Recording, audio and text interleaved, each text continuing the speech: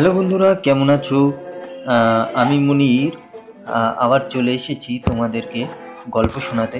তো আজকে তোমাদের আলিফ লায়লা বা সহস্র এক আরব্য রজনী থেকে একটি খুব সুন্দর গল্প তোমাদেরকে বলবো। গল্পটি তোমাদের আশা করি ভালো লাগবে। তো পুরো গল্পের মজা পেতে হলে গল্পটি শেষ পর্যন্ত শুনতে হবে। আর যারা চ্যানেলটি এখনো সাবস্ক্রাইব করোনি তারা সাবস্ক্রাইব করে দাও, আর পাশে থাকা বেল আইকনটি অন করে রাখো, যাতে করে পরবর্তী গল্প আপলোড করার সাথে সাথে মানে তার নোটিফিকেশন তোমরা পেয়ে যেতে পারো। আর আমাদের উৎসাহ দেওয়ার জন্যে গল্পটিতে এক্ষুনি একটা লাইক করে দাও, আর গল্পটি কেমন লাগলো কমেন্ট করতে ভুলো না। তো আজকে শুরু করছি আলিফ লায়লার থেকে একটি গল্প। তো শাহরজাদ বলল, রাত শেষ হতে এখনো বাকি রয়েছে। ইবনু আল মনসুরের জীবনের যেসব অদ্ভুত আর দুঃসাহসিক ঘটনা ঘটেছিল তাদেরই কিছু আজ জাহাপানাকে শোনাবো।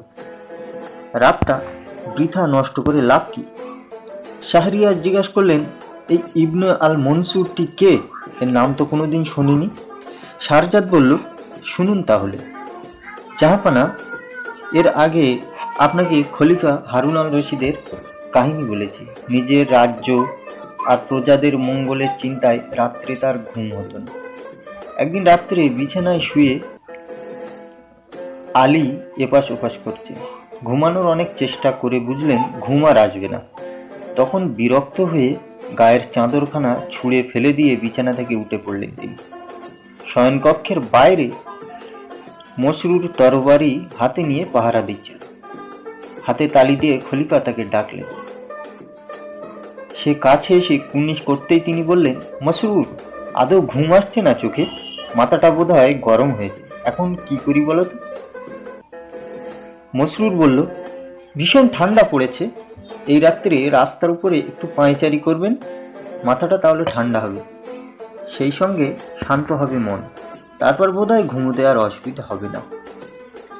প্রাসাদের বাইরে রাত্রিটি কি ঠান্ডা, কি চমৎকার! আসুন আমরা গাছের ফাঁকে ফাঁকে ফুলের গন্ধ শুকে শুকে ঘুরে আসি। তারাতে ছেয়ে গিয়েছে আকাশ, একটু পরেই চাঁদ উঠবে। চাঁদের আলো নদীর জলে নামবে গোসল করতে, খুব ভালো লাগবে আপনার। খলিফা বললেন, না মসরুর, আজ রাত্রিতে এসব ভালো লাগবে না আমার।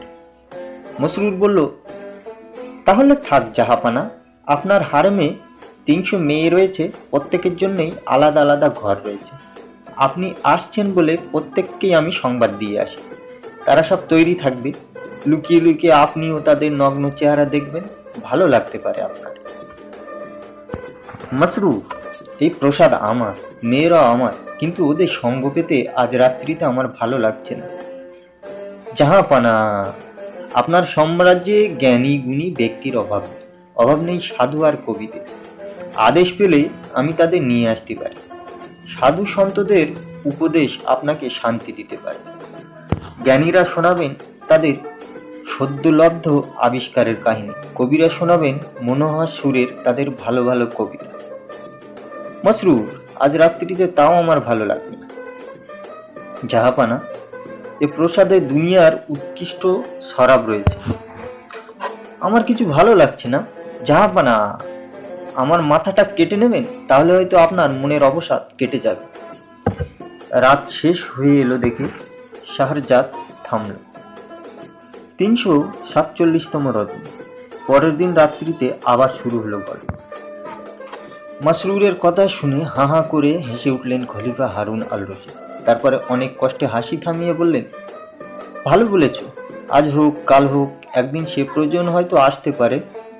যাক, তুমি প্রাসাদে ঢুকে দেখে এসো, যাকে দেখে বা যার কথা শুনে আমার ভালো লাগতে পারে এমন কেউ সেখানে রয়েছে কিনা জেনে এসে আমাকে সংবাদ দাও।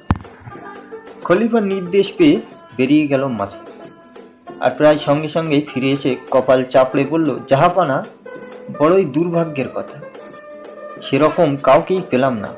কাউকেই পেলে না? আগে আপনার ভালো লাগতে পারে এমন কেউ আমার চোখে পড়ল না, তবে বুড়ো শয়তান ইবনু আল মনসুর গুড়ি গুড়ি দিয়ে এক কোণে শুয়ে রয়েছে দেখলাম। কোন ইবনে আলের কথা বলছো তুমি? দামাস্কাসের? আগে হ্যাঁ জাহাপানা, সে বদমাইশটার কথাই বলছি। যাও, তাকে শিগগিরই এখানে নিয়ে এসো। মাসরুর সঙ্গে সঙ্গে তাকে খলিফার সামনে নিয়ে এলো। আল মনসুর কুর্নিশ করে বললেন, আল্লাহ আপনার মঙ্গল করুন জাহাপানা। প্রত্যাভিবাদন করে খলিফা বললেন, ইবনে আল মনসুর, আপনার জীবনের কিছু দুঃসাহসিক কাহিনী আমাকে শোনাবেন? জাহাপানা, নিজের চোখে যা দেখেছি সেই রকম কোনো কাহিনী আপনি শুনবেন, না যা শুনেছি সেই রকম কোনো কাহিনী? নিজের চোখে যা দেখেছেন এরকম বিস্ময়কর কোনো কাহিনী বলুন। কানে শোনার চেয়ে চোখে দেখার ঘটনা অনেক বেশি চিত্তাকর্ষক। নিন, তাড়াতাড়ি শুরু করুন। তাহলে শুনুন জাহাপানা, সেরকম একটি কাহিনী আপনাকে আমি বলছি, মনোযোগ দিয়ে শুনবেন। চোখ, কান, মন সব সজাগ রাখবেন। জাহাপানা, আপনি নিশ্চয়ই শুনেছেন প্রতি বছরই কয়েকদিনের জন্য আমি বসরায় যাই। সেখানে আপনার নায়েব আমির মোহাম্মদ আলী হাসামি থাকে। তারই সঙ্গে দিন কতক কাটিয়ে আছে। একবার তার প্রাসাদে গিয়ে দেখি আমির সাহেব সেজে গুজে তৈরি, শিকারে যাবেন তিনি। ঘোড়ার উপর বসে রয়েছেন আমি। যাত্রা শুরু করলেই হয়। আমাকে দেখেই বললেন, উঠে এসো সাহাব, শিকারে ঘুরে আসবে। আমি বললাম, মাফ করুন জাহাপানা, ঘোড়া দেখলেই আমার গা বমি করে, সেজন্য আমি গাধাই বেশি ভালোবাসি। শিকারে যেতে পারি, কিন্তু গাধার পিঠে তাকে কি চলবে? আমার কথা শুনে আমির তো হো হো করে হেসে উঠলেন। ঠিক আছে ঠিক আছে, শিকারে তোমার যাওয়ার ইচ্ছা নেই বুঝতে পারছি, তুমি তাহলে প্রসাদেই থাকো। আমি থাকবো না বলে কোনো অসুবিধা হবে না তোমার? না ফিরে আসা পর্যন্ত থেকো, কিন্তু পালিয়ে যেও না। শিকারে চলে গেলেন আমি রয়ে গেলাম প্রাসাদে। দিন কয়েক থাকার পরে ভাবলাম, প্রতি বছরই তো এখানে আসি আমি, বেড়ানোর মধ্যে প্রাসাদ থেকে বাগান আর বাগান থেকে প্রাসাদ। তা বাপু হে, এইভাবে চললে শেখার কথা তো দূরস্থান, কিছু জানতেও পারবো না, দেখতেও পাবো না। একবার সরোটাকেও তুমি ঘুরে দেখলে না। এবার সুযোগ এসেছে, সুযোগ তোমার হাতে অনেক, আমিরও নেই।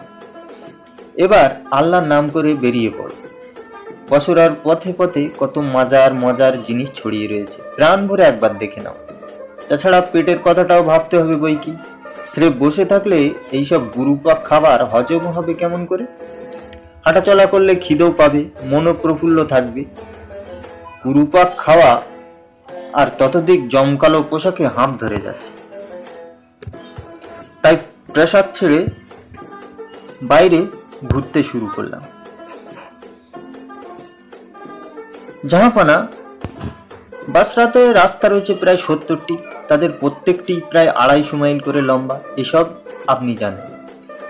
একবার ঘুরতে ঘুরতে রাস্তার গোলকধাঁধায় আমি হারিয়ে গেলাম। পাছে লোক আমাকে বেয়াকুব ভাবে, এই জন্যই কাউকে জিজ্ঞাসা করতেও পারলাম না। আমি রাস্তা হারিয়ে ফেলেছি, পাছে এটা কেউ বুঝতে না পারে, সেজন্য আরো জোরে হাঁটতে লাগলাম। হাঁটতে হাঁটতে ভেতরটা আমার শুকিয়ে গেল, মনে হলো গায়ের চর্বিটুকু বুঝি গলে যায়। সেই নিদারুণ রোদে তেষ্টাও পেল, জল না পাই একটু ছায়া পেলেও চলে। এই ভেবে একটা গলিতে ঢুকে পড়লাম। ছায়া একটু জিরিয়ে নিতেই হবে, না হলে মারা যাব। গলিতে ঢুকে সুন্দর একটা বাড়ি দেখতে পেলাম, বেশ বড় বাড়ি। দরজার উপরে একটা সিল্কের পর্দা ঝুলছে, পর্দাটা আবার অর্ধেক গোটান। সামনে সুন্দর একটা বাগানও রয়েছে। সেই বাগানের ভেতর মার্বেল পাথরে বাঁধানো সারি সারি বসার আসন। মাথার উপরে আঙুর গাছের লতা ছেয়ে ফেলেছে সেই আসনগুলির উপর। এইরকম একটা আসনে গিয়ে আমি বসলাম। কপালের ঘাম মুছে ফেলে সবেমাত্র বসেছি, এমন সময় হঠাৎ মেয়েলি গলায় একটা গানের কলি আমার কানে ভেসে এলো। গানটি দুঃখের। অবাক হয়ে গানটা শুনলাম আমি। আমার হৃদয় গুহা থেকে চঞ্চল হরিণীটি যখন উদাও হয়ে গেল, দুঃখ এসে তখন সেই শূন্য স্থানটি পূর্ণ করে দিল। আমাকে সে ছেড়ে গেল কেন? আমাকে যাতে কুমারীরা ভালোবাসে সেই জন্য? আমি তো কোনো ছলাকলার আশ্রয় নিইনি, চুম্বন অথবা কলকদামের। আমার মনে হলো এই গানের ভিতর অদ্ভুত কোনো রহস্য রয়েছে।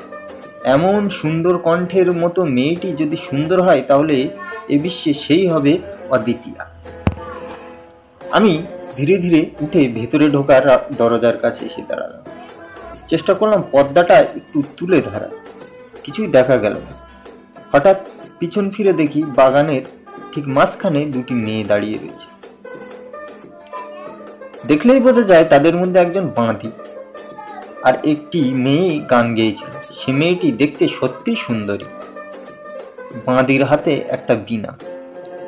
তাদের দেখে একটা বইয়ের মনে পড়ে গেল আমার। মেয়েটির প্রতিটি চোখের কোণে একটি ক্ষুদে দুষ্টু ব্যাবিলনের আগুন জ্বলছে। জুঁই ফুলের মতো সাদা তার ঘাড়ের উপরে আলো, তরোয়াল আর কুসুমদান। রাত্রির অন্ধকার তার সেই শ্বেত সৌন্দর্যকে অভিনন্দন জানায়। তার পুঁচ দুটি কি নরম মাংসপিণ্ড, পরম স্নেহে গোল করা, কিংবা হস্তপিষ্ঠ আইভরি। তবে এমনও হতে পারে যে ওই দুটি কুচ পরম স্নেহে দলা পাকানো সাদা মাংসের তাল। বিশ্বাস করুন জাহাপানা, সেই রূপ দেখে নিজেকে আমি ধরে রাখতে পারি। একটি আবেশে আমি চেঁচিয়ে উঠলাম, ইয়া আল্লাহ! সম্ভব হলে চোখ দিয়ে তাকে আমি গিলেই ফেলতাম। কে চাচালো দেখার জন্য মেয়েটি মাথা ঘোরালো তার। পর পুরুষ দেখে সে তাড়াতাড়ি নিজের নাকাবে তার মুখটা ঢেকে ফেলল। আমার এই অভদ্র ব্যবহারে রেগে গিয়ে বাঁধিটাকে আমার কাছে পাঠায়। বিনাটা হাত থেকে নামিয়ে রেখে বাঁধিটা আমার দিকে এগিয়ে আসতে আসতে বলল, এই যে শেখ, বলি ব্যাপারটা কি? পরের বাড়ির অন্দরমহলে ঢুকে বাড়ির মেয়েদের দিকে হাঁ করে তাকিয়ে থাকতে লজ্জা করে না তোমার? এদিকে তো দেখছি বুড়ো বয়সে চুল দাড়ি দুই পেকেছে, সময় হয়েছে কবরে যাওয়ার। মেয়েদের রূপ দেখার জন্য এত নোলা কিসের? এর আগে কি করছিল? বসে থাকা মেয়েটির দিকে তাকিয়ে আমি বেশ চেঁচিয়েই বললাম, তোমার কথাটা কিছুটা সত্যি, বয়সটা তো আর লুকোবার উপায় নেই, কিন্তু যদি নোলা বা লজ্জার কথা বলো সেটা হলো অন্য ব্যাপার। মনসুর বললেন। আমার কথা শুনে মেয়েটি গটমট করে আমার সামনে এগিয়ে এসে বলল, তোমার ওই সাদা চুলের চেয়ে লজ্জার আর কি থাকতে পারে? চুল পেকেছে বলেই তো লজ্জা শরম সব শেষ হয়েছে, নইলে অন্য লোকের হারেমের দরজায় এসে কোনো আহম্মক এইভাবে উঁকি দেয়? কুর্নিশ করে বললাম, আল্লাহর দিব্যি, আমার পাকা দাড়ির বদনাম করো না। এখানে ঢোকাটা লজ্জা শরমের ব্যাপারই নয়। তাহলে ব্যাপার কি জানতে পারি? তেষ্টায় আমার ছাতি ফেটে যাচ্ছে, তাই তো ঢুকে পড়েছি, মানে নেহাত জানের দায়। ঠিক আছে, আল্লাহর কসম খেয়ে যখন বললেন তখন আপনাকে বিশ্বাস করলাম। এই বলে মেয়েটি ফিসফিস করে তার বাঁধিকে বলল, যাও ভদ্রলোককে এক গ্লাস শরবত এনে দাও। বাঁধিটা দৌড়েই গেল। তারপরে সোনার গ্লাসে শরবত নিয়ে হাজির হলো। এক হাতে তার ঢাকা দেওয়া শরবতের গ্লাস আর এক হাতে তোয়ালে। শরবতের গ্লাসটা আমার হাতে সে এগিয়ে দিল। কি সুগন্ধ ঠান্ডা শরবত! ঢকঢক করে না খেয়ে চেখে চেখে একটু একটু করে খায়, আর সুন্দরীর দিকে আড় চোখে তাকায়, অর্থাৎ তাকেও পান করাই বলে। তবে কিনা রূপসুধা! যত ধীরে ধীরেই খায় না কেন, খাওয়া এক সময় শেষ হলো, সেই সঙ্গে ছলনা। খালি গ্লাসটা ফিরিয়ে দিয়ে তোয়ালে দিয়ে চোখ আর মুখ মুছে ফেললাম। সেই গন্ধমাখা তোয়ালে দিয়ে ঘাড় গর্দান সব ভালো করে মুছলাম, তাও শেষ হলো একসময়।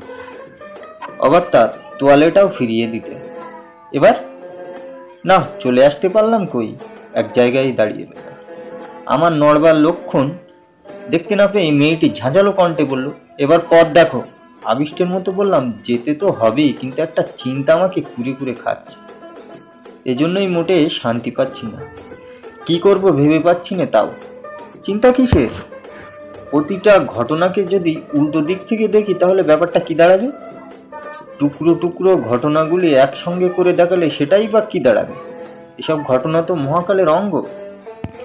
ওসব বড় বড় ব্যাপার, বড় বড় চিন্তা, ইহকালে নোংরামি অথবা পাপের জন্য আমাদের দুঃখ ভোগ করতে হয়।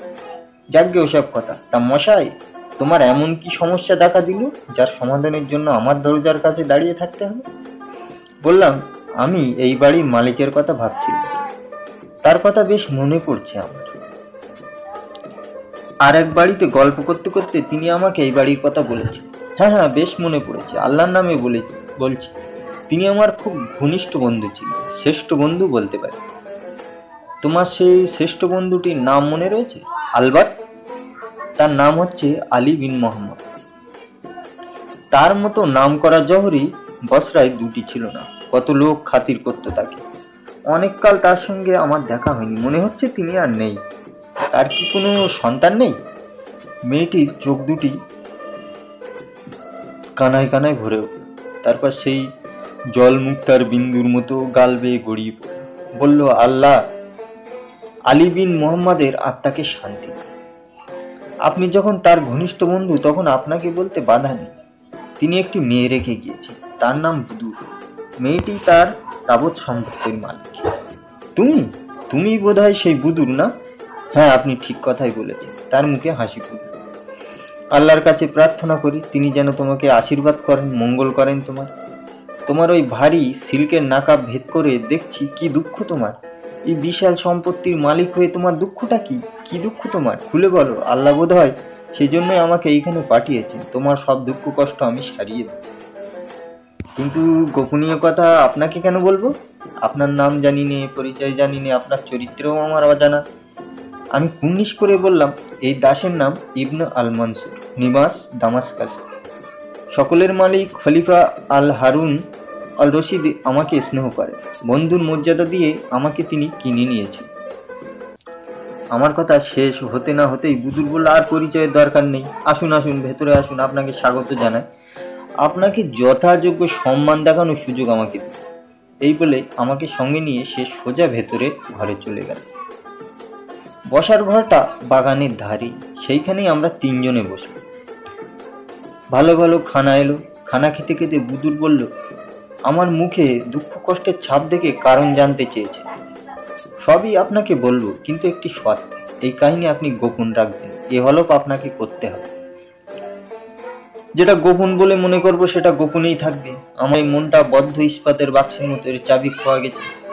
বেশ, তাহলে কাহিনী শুনুন। বাঁধি আমার পাতে কিছু গোলাপজাম তুলে দিল। বুদু শুরু করলো তার কাহিনী। গল্পের সারাংশ, অর্থাৎ বলতে গেলে আমারই কাহিনী এই যে, যখন ভালোবাসলাম তখন আমার মনের মানুষ আমার কাছ থেকে অনেক দূর। একটা দীর্ঘ নিঃশ্বাস ফেলে চুপ করে গেল। আমি বললাম, আল্লাহ তোমাকে দুহাত ভরে রূপ দিয়েছেন। তুমি যাকে ভালোবেসেছিলে সে নিশ্চয়ই তোমার মতো রূপবান, স্বাস্থ্যবান কোনো যুবক। কি নাম তার? আপনি যথার্থই বলেছেন মনসুর সাহেব, সে সত্যিই সুন্দর। তার নাম জুবাইর বিন উমাইর। তিনি একজন আমির। তার মতো রূপবান যুবক এই বসরায় অথবা ইরাকে আর একটিও নেই। ঠিকই বলেছে তো। অমন না হলে তোমার ভালোবাসা সে কেমন করে পাবে? তোমার ভালোবাসার কাহিনী কিছু বলো। কাহিনীর কথা বলছেন? সে যে অনেক অনেক অন্তরঙ্গ হতে হতে আমাদের দুটি হৃদয় কালের রজ্জুতে বাধা পড়েছে। কিন্তু জুবাইর শেষ পর্যন্ত আমার সঙ্গে বিশ্বাসঘাতকতা করল, তাও একটি মাত্র সন্দেহের বশে। চেঁচিয়ে উঠলাম, আমি, ইয়া আল্লাহ, তোমার মতো মেয়েকে সন্দেহ? ঝোড়ো হাওয়ায় পদ্মফুল কাদায় লোটাতে পারে, তাই বলে তাকে সন্দেহ করতে হবে? সন্দেহ খাঁটি হলেও তোমার মুখের দিকে তাকালে সব সন্দেহ দূর হয়ে যাওয়া উচিত। ম্লান হেসে বলল বুদু, তবু যদি পুরুষ ঘটিত ব্যাপার হতো। কিন্তু ব্যাপারটা একটা মেয়ে কিনে, এই যে দেখছেন এই মেয়েটিকে নিয়ে সন্দেহ। বললাম, আল্লাহ জুবায়েরকে করুণা করুন। এমন কথা শয়তানও বিশ্বাস করবে না। একটা মেয়েকে আর একজন মেয়ে কেমন করে ভালোবাসবে? ভারী বিশ্রী ব্যাপার তো। সন্দেহ হলো কেমন করে? গোসল করার সময় এই মেয়েটি আমার গা ঘষে দেয়। ওই সময়টা ও আমার সঙ্গে সঙ্গে থাকে। একদিন গোসলের পর ও আমার চুল বেঁধে দিচ্ছিল। আমার গায়ে জড়ানো ছিল মাত্র একটা তোয়ালে। গরম কমানোর জন্য মেয়েটি আমার গা থেকে সেই তোয়ালেটে সরিয়ে দেয়। চুল বাঁধা শেষ হলে আমার রূপ দেখে কি ভেবে গলা জড়িয়ে ধরে আমার গালে চুমু খেয়ে বলল, যদি পুরুষ হতাম তাহলে ভালোবাসা কাকে বলে তা তোমাকে বুঝিয়ে দিতাম। এর চেয়ে ঢের বেশি দেখাতে পারতাম তোমাকে। এই কথা বলে মেয়েটি নানান ঢঙে আমাকে চটকাতে লাগলো। ছেলে মানুষ তো কতটুকুই বা আর জানে। ও এইসব করছে, হঠাৎ আমির ঘরের ভেতরে ঢুকে এলো। আমাদের দুজনকে ওইভাবে দেখা মাত্র সে ঘর ছেড়ে চলে গেল। যে ভালোবাসা কাউকে দেওয়া যায় না, সেই ভালোবাসায় আমাদের দুজনকে আনন্দ দিতে পারে। চিরকুট পেয়েই বাইরে বেরিয়ে এলাম। অনেক খুঁজলাম, তাকে পেলাম না। সে চলে গিয়েছে। তারপর থেকে তার সঙ্গে আর কোনোদিনই আমাদের দেখা হয়নি, কোনো খবরও দেয়নি সে। তোমাদের শাদী হয়নি? না, লোকজন সাক্ষী রেখে আমাদের শাদী হয়নি। ভালোবাসাই ছিল আমাদের বন্ধন, আমরা একসঙ্গে থাকতাম। কোনো অনুসন্ধান করিনি আমরা। আমি একবার চেষ্টা করব, দুটো হৃদয় আবার জোড়া দিতে পারলেই আমি সবচেয়ে বেশি খুশি হব। তুমি রাজি?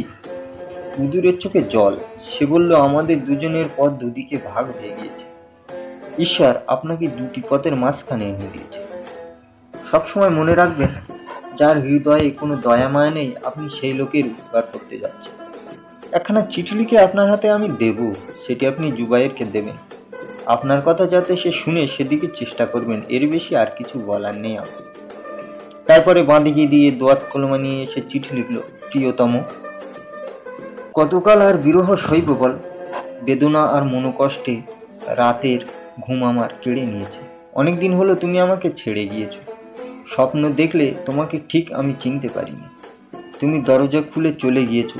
পাড়ার লোকে খোলা দরজা দিয়ে কত কথা বলে যায়, আমার গায়ে কাদা ছিটো।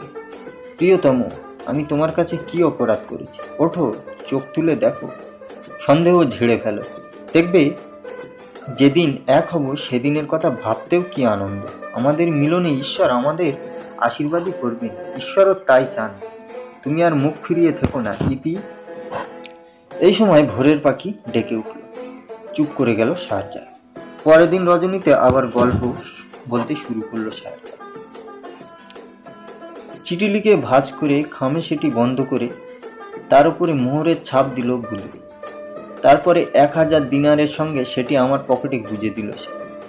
আমি বাধা দিয়েও পারলাম না। তার মৃত পিতার প্রতি অনুগত্যের সুবাদে এটা আমার করা উচিত বলেই মনে করলাম। আর বিলম্ব না করে বাড়ি থেকে বেরিয়ে এলাম। তারপর সোজা হাজির হলাম জুবাইর বিন উমাইরের বাড়িতে। উমাইর বাবার সঙ্গে যথেষ্ট পরিচয় ছিল, তিনিও আজ আর বেঁচে নেই। তাদের বাড়িতে গিয়ে শুনলাম শিকারে গিয়েছে উমাইর। কি আর করি, অপেক্ষা আমাকে করতেই হবে, সুতরাং বসে রইলাম।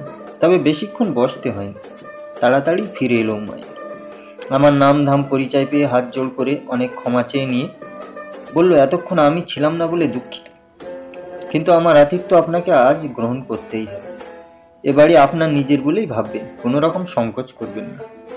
কি বলবো জাহাপানা, ছেলেটা আস্ত একটা দাবানা, অগ্নিশিখা নয়। মেয়েটার মুখে দুঃখের ছাপ কেন পড়েছে তা যেন এবার বুঝতে পারলাম। দু চোখ ভরে তাকে দেখতে লাগলাম। উমাইর ভাবলো ভেতরে যেতে আমি বোধহয় সংকোচ বোধ করছি, তাই সে আমার হাত দুখানা ধরল, আমিও ধরলাম তার হাত। মনে হলো চন্দ্র সূর্য তারা সারা বিশ্বটাকেই আমি যেন আঁকড়ে ধরেছি। খানার সময় তখন উপস্থিত। পরম সমাদরে সে আমাকে খানা খাওয়ার ঘরে নিয়ে কৃতদাসরা সামনে পেতে দিল সাদা চাদর। চাদরের উপরে সাজিয়ে দিল খোরাসানের সোনা আর রূপোর থালা। তারপরে এলো থালা ভর্তি কত রকমের রান্না মাংস, শুকনো ঝোল ঝাল, সবকটাই চমৎকার খেতে।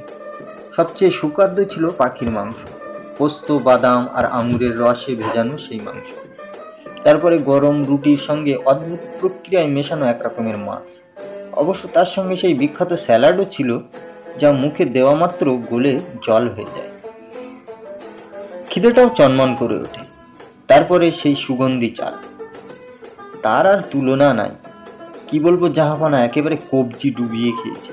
সে কি অপরূপ গন্ধ বিরিয়ানির, শরাবের কথা নাই বার করলাম। জাহাপানা, আপনি ভাববেন না যে কাজের কথা ভুলে গিয়ে হঠাৎ আমি ভোজন বিলাসী হয়ে পড়েছিলাম। সত্যি কথাটা বলতে কি, প্রথমটা খাবারের দিকে নজর না দিয়ে চুপচাপ বসেছিলাম আমি।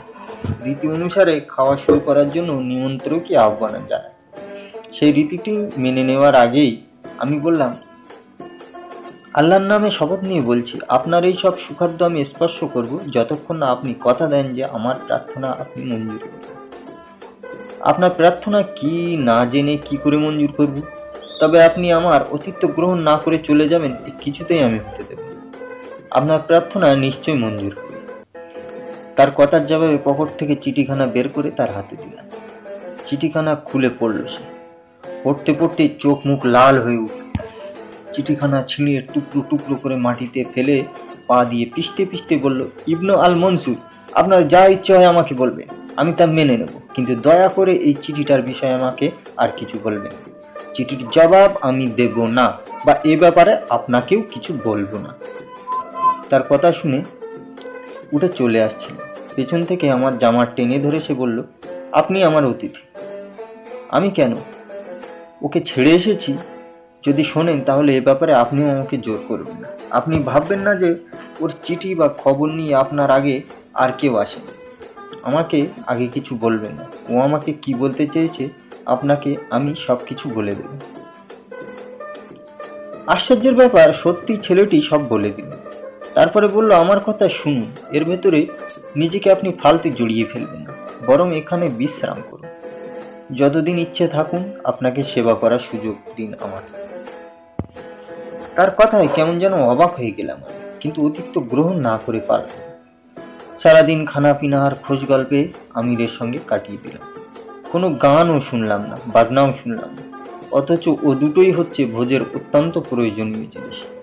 বেশ অবাকই হলাম আমি, কথাটা বলেই ফেললাম। আমিরের মুখখানা কে যেন সঙ্গে সঙ্গে একশি কালি ঢেলে দিল। বুঝলাম ভেতরে এসে বেশ একটা অস্বস্তি বোধ করছে। একটু থেমে সে বলল, ভোজের আসরে গান বাজনার পাঠ অনেকদিন আগেই আমি চুকিয়ে দিয়েছি, তবে আপনি যদি চান সে ব্যবস্থা আমি করে দিতে পারি। এই বলে উমাইর কৃতদাসীকে গান গাইতে বলল। কৃতদাসীটা কাপড়ে জড়ানো একটা ভারতীয় বীণা নিয়ে এসে আমাদের সামনেই বসে পড়ল। তারপর একটা গঁত বাজিয়ে শোনাল। মধুর পেয়ালা আছে, সঙ্গে আছে পেয়ালা মদের, তুমি কি এখনো তা পান করনি? যে যাতনা আমাদের আনন্দ দেয়, যে চুম্বন আমাদের শীতল করে, যে চুম্বন আমাদের বিরক্ত করে, তা কি তুমি অনুভব করনি? যে গোলাপ অন্ধকারে পুড়ে যায়, তার সুবাস কি এখনো তুমি পাওনি? গানের রেশ কাটতে না কাটতেই উমাইয়ের জ্ঞান হারিয়ে মাটিতে পড়ে গেল। গাইয়ে মেয়েটি বলল, শেখ আপনি এর জন্য দায়ী। ওর সামনে অনেক দিনই আমি গান গাইনি বা বাজনা বাজাই। দুঃখের গান শুনলেই একটা কেমন যেন জ্বলে পুড়ে যায়। তারপরে উনি জ্ঞান হারিয়ে ফেলেন। সত্যি সত্যি আমি বড় অপ্রস্তুত হয়ে পড়লাম। কৃতকর্মের জন্য দুঃখ হলো আমার। তাকে আর বিরক্ত করতে নিষেধ করে মেয়েটি আমাকে আমার শোয়ার ঘর পর্যন্ত এগিয়ে দিল। পরের দিন ভোরবেলাতেই চলে যাওয়ার জন্য তৈরি হলাম। একজন নফরকে ডেকে বললাম, আমি চললাম, তোমার মালিককে আমার ধন্যবাদ জানিয়ে বলে দিল। অন্য এক সময় অন্য একটি নফর এসে আমার হাতে 1000 দিনার আর একটা চিরকুট দিয়ে গেল। শুভেচ্ছা জানিয়ে আমাকে বিদায় দিয়েছে উমাইর। গতকাল অজ্ঞান হওয়ার ফলে আপনার যে অসুবিধে হয়েছিল তার জন্য সে ক্ষমা প্রার্থনা করেছে। তাকে আবার আমার শুভেচ্ছা জানিয়ে বেরিয়ে এলাম। যে কাজের জন্য এসেছিলাম তার কিছুই হলো না। হতাশ হয়ে আমি বুদুরের বাড়ির দিকে এগিয়ে গেলাম। বাড়ির সামনে বাগানের কাছে এসে দেখলাম বুদুর দরজার কাছে দাঁড়িয়ে আমার জন্য অপেক্ষা করছে। কোনো কথা বলার আগেই সে বলল, ইবনে আল মনসুর, কোনো কাজ হলো না? তাও হবে না যে, তা আমি জানতাম। তারপরে আমাদের মধ্যে যেসব কথা হয়েছিল সেসব কথা বুদুর হুবহু বলে গেল। আমি তো অবাক, ও আমার পেছনে গুপ্তচর পাঠিয়েছিল নাকি? জিজ্ঞাসা করলাম, তুমি সব জানলে কেমন করে? তুমি কি ধারে কাছে কোথাও লুকিয়েছিলে? আল মনসুর, প্রেমিকার কাছে কোনো কথাই লুকানো থাকে না, সবই আমার অদৃষ্ট, আপনার কোনো দোষ নেই। তারপরে আকাশের দিকে তাকিয়ে সে বলল, প্রেমের দেবতা, মনের দেবতা, আত্মার দেবতা, আল্লাহ আমাকে শক্তি দাও, আমার এই প্রেম কাহিনী জীবনে আমি ভালোবাসতে পারি। হে ঈশ্বর, জুমাইয়ের বুকে যদি এতটুকু প্রেম বলে কিছু থাকে, সেইটুকু নিয়ে ওর বুক জুড়ে যন্ত্রণা দাও। জ্বলতে জ্বলতে ও যখন আমার কাছে ভিক্ষাপাত্র নিয়ে হাজির হবে, তখন আমি ওর দিকে ফিরেও তাকাবো না। তারপর মেহনতের জন্য ধন্যবাদ জানিয়ে বিদায় দিল। আমি আমির মুহাম্মাদের সঙ্গে দেখা করে বাগদাদ ফিরে এলাম। পরের বছর যথারীতি আবার বসরায় ফিরে গেলাম। একটা কথা আপনাকে বলা হয়নি জাহাপানা, আমির মুহাম্মদ একবার আমার কাছ থেকে অনেক টাকা নিয়েছিলেন। বছরে একবার করে সেই টাকা আমি কিস্তিতে নিয়ে আসতাম, সেই কারণেই বসরাতে আমাকে যেতে হয়। সেবারে বসরায় পৌঁছে মনে হলো বুদুরের খবরটা একবার নিয়ে যাই। প্রেমিক যুগলের সংবাদ অনেকদিন পাইনি কিনা। বুদুরের বাড়ির বাগানের কাছে গিয়েই দেখি দরজা বন্ধ, চারপাশ চুপচাপ। বুকটা হঠাৎ ছ্যাঁক করে উঠল। দরজার জাফরির ভিতর দিয়ে যা দেখলাম তাতে আমার সন্দেহটি ঘনীভূত হল। দেখি নতুন একটি কবর বসেছে। কবরটা মার্বেল পাথর দিয়ে তৈরি।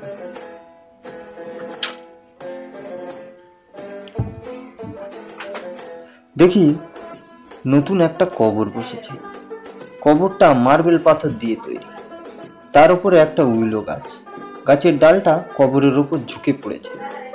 কবরের উপরে কি একটা যেন লেখাই রয়েছে, দূর থেকে সেটা পড়তে পারলাম না।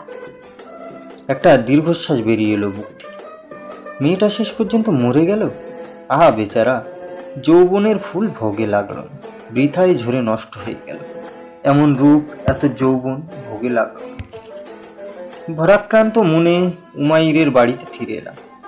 সেখানে আর এক বিস্ময় আমার জন্য অপেক্ষা করছে। বাড়ি ঘর দৌড় সব ভেঙে চুরমার, খাঁ খাঁ করছে সব। সেই প্রাচীর একেবারে ধূলিসাৎ। অমন সুন্দর বাগান কাঁটা ঝোপে ভরপুর। দরজা জানলাও গিয়েছে ভেঙে। কোনো লোকজন নেই। আমার কথার উত্তর দেবে কে? শেষ পর্যন্ত ছেলেটাও গেল মরে। ইয়া আল্লাহ, একটা ভয় মনে পড়ে গেল আমার। দ্বারের গোবরটা দেখেই আমার চোখে জল এলো। সেই অতিথিয়তা যুবরাজ আজ কোথায়? আমার সঙ্গে যারা বসতেন সেই আনন্দময় অতিথিরা আজ কোথায়? মাকড় সারা প্রশ্ন করছে, উত্তর দিচ্ছে পাতা। দুঃখে আমার বুকটা যেন ভেঙে যাচ্ছিল। কালো একটা কৃতদাস পেছন থেকে হঠাৎ চেঁচিয়ে উঠল, চুপ করো বুড়ো, অমন করে চেঁচাচ্ছ কেন? দরজার কাছে অনবরত ভ্যাঁস ভ্যাঁস করছো? বললাম, না না, চেঁচাবো কেন? মনের দুঃখে কত কথাই না আজ মনে পড়ছে। আমার এক বন্ধু মারা গিয়েছে, তার জন্যই দুঃখ করছে আর কি। কে তোমার বন্ধু গো? জুবাইর বিন উমাইর। বালাই ষাট, তিনি মরতে যাবেন কেন? ঈশ্বরের কৃপায় তিনি ভালোই আছেন। লোকে কত মান্যিগিন্নি করে তাকে। তাহলে এই বাড়িঘর বাগান সব গেল কোথায়? এমন খাঁ খাঁ করছে কেন? ভালোবাসার জন্যে। কি বললে? ভালোবাসা? হ্যাঁ সাহেব, হ্যাঁ। আমির উমাইর বেঁচে আছেন, এইটুকু শুধু বলতে পারি। তবে তিনি এখন মরণ। দিনরাত বিছানায় শুয়ে থাকেন, উঠতে পারেন না, কোনো শক্তিই নেই ওঠার। বিছানার সঙ্গে একেবারে লেপ্টে রয়েছেন। খিদে পেলেও বলতে পারেন না আমাকে খেতে দাও, তেষ্টা পেলেও বলতে পারেন না আমাকে জল। নিগ্র কৃতদাসটির কথা শেষ হতে না হতেই আমি বললাম, তুমি শিগগির ভেতরে যাও, উমাইরকে বলো মনসুর সাহেব এসেছে, আমি এইখানে অপেক্ষা করছি, সেটা বলে দিই। ভেতরে ঢুকে গেল কৃতদাসটি। তারপরে ফিরে এসে আমাকে নিয়ে আবার ভেতরে ঢুকে। যেতে যেতে সে বলল, সাবধান, আমির সাহেবের সঙ্গে কথা বলবেন না। বলবেন কোন কমে? কানে তো কিছুই শুনতে পান না তিনি। গায়ে হাত দিয়ে ইশারা করলে তবেই বোঝেন কিছু। আপনাকে কয়েকটা ইশারা শিখিয়ে দেব। ঢুকলাম ভেতরে। দেখলাম আমির উমাইর একটা পালঙ্কের উপর শুয়ে রয়েছে। এমন হাড্ডিসার হয়ে পড়েছেন যে বুকের পাঁজরগুলোও স্বচ্ছন্দে গোনা যায়। রক্ত শূন্য। প্রথমে তো আমি চিনতেই পারিনি। চোখেও তার দৃষ্টি বলতে কিছু নেই। কুর্নিশ করলাম, অভিবাদন জানালাম, কাকস্য পরিবেদ। ওপাশ থেকে কোনো সাড়া শব্দ নেই। কৃতদাসটি আমাকে ফিসফিস করে বলল, কবিতা ছাড়া উনি কিছু শুনতে পান না। কথাটা শুনে বেশ ঘাবড়ে গেলাম। একটু অসহায়ও মনে হলো নিজেকে। অবশ্যই এই অবস্থা বেশিক্ষণ থাকে। যেন অনেক দূর থেকে বলছি, এইরকম উদাত্ত কণ্ঠে কবিতা বলতে শুরু করলাম। এখনো বুদুর তোমার ক্ষত বিক্ষত আত্মাকে শিক্ষা দিচ্ছে? অথবা তুমি কি এখনো তার নির্দেশ দেখতে পাচ্ছ না? অথবা এখনো কি তুমি বিনিদ্র রজনী যাপন করছো? তুমি মূর্খ, মূর্খ, প্রেমিক মূর্খ তুমি। এতেই কাজ হয়। ধীরে ধীরে চোখ খুলল জুমাইর। ক্ষীণ কণ্ঠে বলল, স্বাগতম ইবনু বিন মনসুর। আমার অবস্থা তো দেখছি, সব বিলিয়ে আজ আমি ফকির। আগে আপনার কি কোনো কাজে লাগতে পারি? কেবল আপনিই পারেন আমাকে বাঁচাতে। আমার একখানা চিঠি কি আপনি দয়া করে বুজুরের কাছে পৌঁছে দিয়ে আমার সব কথা তাকে বুঝিয়ে বলবে? আপনি ছাড়া আর কেউ এই কাজ পারবে না। আপনার আদেশ শিরোধার্য। অবাক কাণ্ড। মুখ থেকে কথাটা বেরোতে না বেরোতেই উমাইর পালঙ্ক থেকে উঠে বসল। তারপরে হাতের তালুতে এক টুকরো কাগজ নিয়ে লিখতে শুরু করল। প্রিয়তমে, আমি বোধহয় পাগল হয়ে গিয়েছি। হতাশার অন্ধকারে দিশেহারা হয়ে পড়েছি। একসময় ভেবেছিলাম ভালোবাসাটা বোকামি। ভেবেছিলাম ওর মতো সহজ আর হালকা জিনিস আর। কিন্তু তোমার অদৃশ্য ভালোবাসার উত্তাল তরঙ্গের ধাক্কায় প্রতিদিনই আমি বিপর্যস্ত হয়ে পড়েছি। ভালোবাসাকে একদিন তুচ্ছ করেছিলাম। আজ মনে হচ্ছে এই মহাসাগরের সীমাও নেই, তলও নেই। হৃদয় আমার আজ ক্ষতবিক্ষত। তোমার কাছে না গেলে এ ক্ষত আমার সারবে না। তোমার বুকে আমার স্থান দাও। এই বিগত দিনের কৃতকর্মের জন্য আমি তোমার কাছে ক্ষমা চাইছি নত জানো। আমাকে দয়া করে ক্ষমা করো। ভেবে দেখো, একদিন আমরা দুজন দুজনকে কত ভালোই না বাসতাম। তোমার বিরহে আমি মারা যাব, এতটা নিষ্ঠুর নিশ্চয়ই তুমি হবে না, ইত্যাদি। চিঠিখানা ভাঁজ করে খামের মুখ বন্ধ করলো, তারপরে শিলমোহর করে আমার হাতে তুলে দিল। বুদুরের কি হয়েছে তাও জানিনি, তা সত্ত্বেও খামটা আমি নিলাম। আবার ছুটলাম বুদুরের বাড়ির দিকে। সামনের বাগান পেরিয়ে সোজা ভেতরে চলে গেলাম। কাউকে কিছু বললাম না। বসার ঘরে ঢুকেই চমকে উঠলাম। মেঝেতে কার্পেট পাতা, 10টা ফর্সা রঙের বাঁধি গোল হয়ে বসেছে বুদুরকে মাঝখানে। মনে হয় যেন সূর্য উঠেছে। চেহারায় চেকনাই দিয়েছে আগের চেয়ে অনেক বেশি। স্বাস্থ্যটাও বেশ ভালো হয়েছে।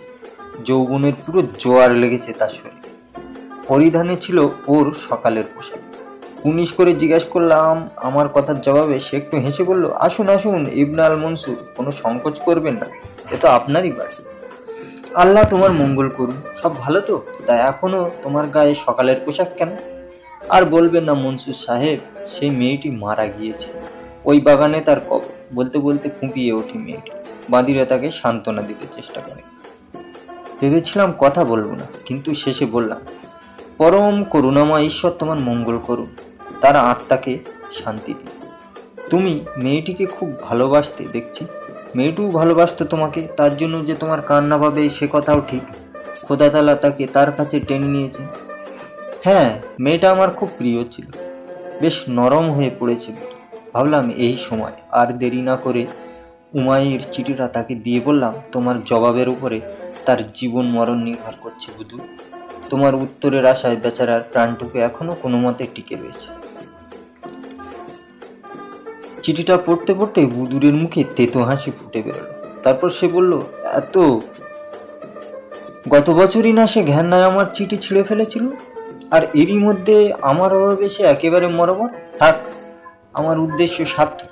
গত বছর আমি তাকে আর কোনো খবর দিই। আমার উদাসীনতা তাকে ক্রমই হতাশ করেছে। সে যাতে আবার আমাকে ভালোবাসতে শুরু করে তার জন্য আমি কি না করেছি, কিন্তু প্রতিবারই সে আমাকে প্রত্যাখ্যান করেছে। আমি বললাম, ঠিকই করেছে তুমি। সে যে অন্যায় করেছে তার জন্য সামান্য একটু গালাগাল দিয়ে তাকে ছেড়ে দেওয়াটা তোমার উচিত হবে না। তবে একটা কথা আমি বলি, ক্ষমা কিন্তু মানুষের আত্মার একটি মহৎ। তাছাড়া আরও একটা কথা রয়েছে, এই বিশাল প্রাসাদে এই রূপ আর যৌবন নিয়ে একা একা নিঃসঙ্গ জীবন কাটিয়ে লাভ কি হবে তোমার? সে যদি মরেই যায় তাহলে তুমি কি শান্তি পাবে? সারা জীবনটা কি তোমার কষ্ট আর অনুশোচনায় কাটবে না? আপনি বোধহয় ঠিকই বলেছেন। আমি তার চিঠির জবাব দেব। তারপর কাগজ কলম নিয়ে সে লিখতে বসল। জাহাপানা, আপনাকে কি বলবো, সে চিঠির যেমন ভাব তেমনি ভাষা, তবে ভাষায় একেবারে গলাগলি। আপনার রাজত্বের সবচেয়ে ভালো লেখকও বোধহয় ওভাবে লিখতে পারে না। আমি অবশ্য হুবহু উদ্ধৃতি দিতে পারবো না। সেই চিঠির বিষয়বস্তুটা কেবল নিজের ভাষায় বলছি। প্রিয়তম, আমাদের যে কেন বিচ্ছেদ ঘটেছিল অনেক চেষ্টা করে তা আমি জানতে পারিনি। অতীতে আমার কোনো অপরাধে হয়তো সেই বিচ্ছেদ সম্ভব হয়েছে, তবে সে অতীতের আজ মৃত্যু হয়েছে। অতীতের সঙ্গে মৃত্যু হয়েছে অসু আর টুকুরো। তুমি আমার কাছে কবে ফিরে আসবে তারই পথ চেয়ে বসে থাকবো প্রিয়তম। তোমার গালে চোখ দুটো ডুবিয়ে দিয়ে ঘুমিয়ে পড়ব। কতকাল যে ঘুমোয়নি তা জানো? এবার সোনার মিষ্টি ঘুম আসছে, জেনে কতই না আনন্দ হচ্ছে। যে পানীয় জীবনে সব তৃষ্ণা মেটাতে পারে, তুমি এলে আমরা দুজনে সেই পানীয় আকণ্ঠ পান করব। কেমন? পান করতে করতে যদি মাতাল হয়ে যায় তাহলেও কেউ আমাদের কিছু বলবে না, বলার কেউ নেই।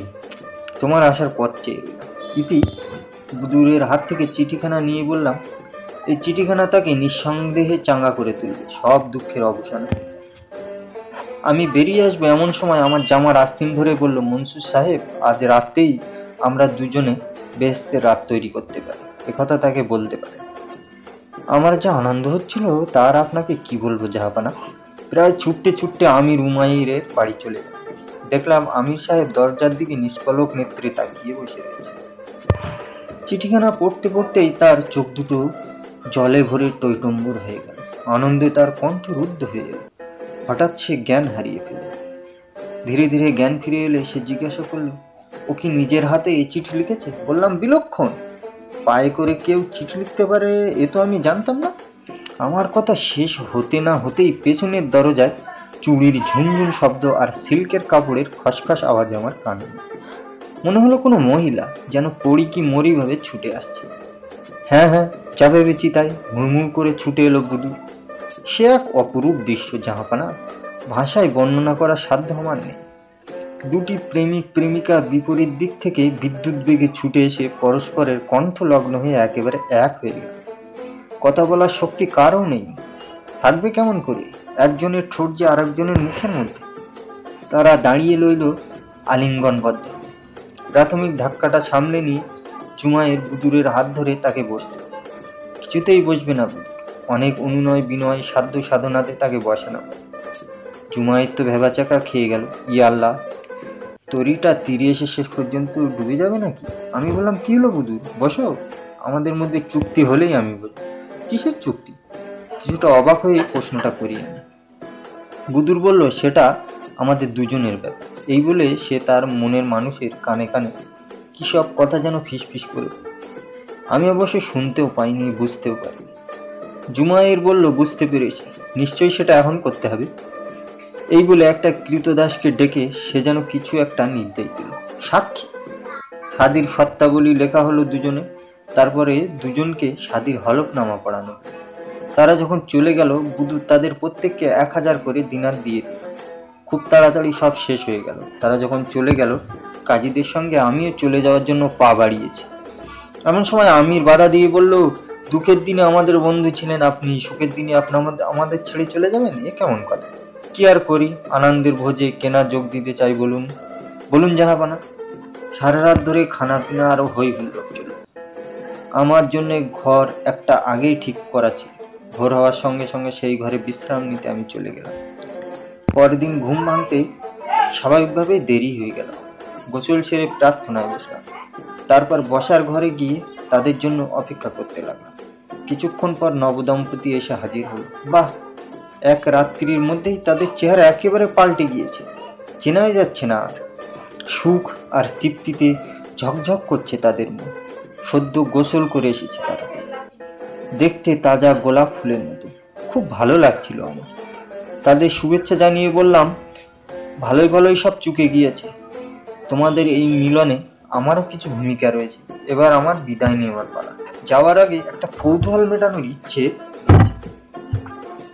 কি আপনার কৌতূহল? প্রশ্ন করলো আমি।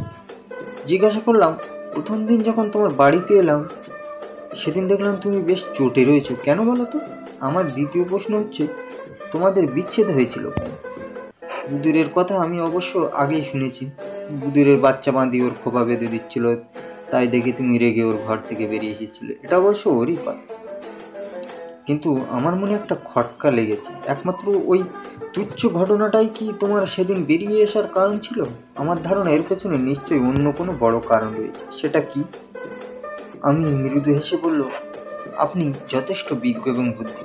বুদুরের সেই মেয়েটা মরে গিয়েছে, আমার রাগও তাই কমে গিয়েছে। তবে আমাদের মধ্যে ভুল বোঝাবুঝিটা প্রথম কেমন করে হলো সেটা বলতে এখন আর কোনো অসুবিধে নেই। তাহলে বলো। ব্যাপারটা খুবই সামান্য। আমরা একবার নৌকায় বেড়াতে গিয়েছি, সঙ্গে বুদুরও ছিল। ওদের কয়েকটা ব্যাপার দেখে মাঝি আমাকে আড়ালে বলল, মালিক, যে মেয়ে তার স্বামীর চেয়ে বাঁদিকে বেশি ভালোবাসে আর সেই বাঁদিকে নিয়ে স্বামীর সঙ্গে মশকরা করে, সেই বউকে কি কোনো স্বামী বরদাস্ত করতে পারে?